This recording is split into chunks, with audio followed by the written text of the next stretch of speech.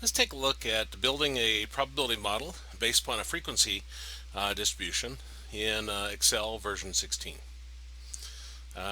First thing I need to do is add this column together. So I'll click down below it and I'll click the auto sum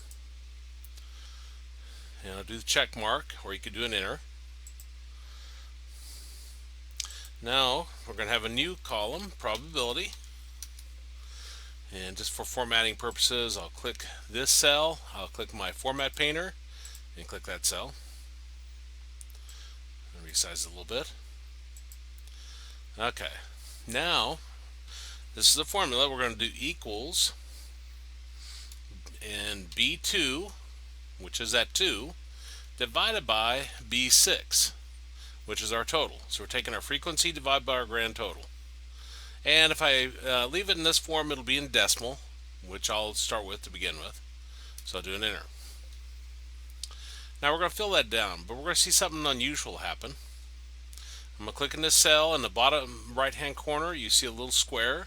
I put my mouse over, it becomes a black plus. I'm going to click and hold down my left mouse button and drag and fill that down. Well, we get division by 0. That's not good. If I click this cell here and I click up here, I can see the formula is B2 divided by B6. That's perfect. I hit escape to get out of that. I go to my second one. And this one's B3, so adjusted for the row it's on, but it also shifted down this one, when really what I wanted it to point to was B6 always. Well, how we get around that is I'm going to come up here to the formula, and we put dollar signs before the B, dollar signs before the 6. This refers to absolute referencing. So when you fill it down, it will always say B6, no matter what.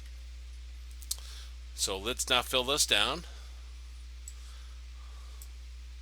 And you see we get the correct results. And if I were to click down here and look at the formula, you'd see it says B6. Okay, now if you want this to be in percent form, and some people like that because that's more of what we're used to talking with people about, then you simply put a times 100 on here. Technically, probability can't be greater than 1, but this is in percent form. And if I click the bottom right hand corner and hold down and fill it down, then it changes those to percent.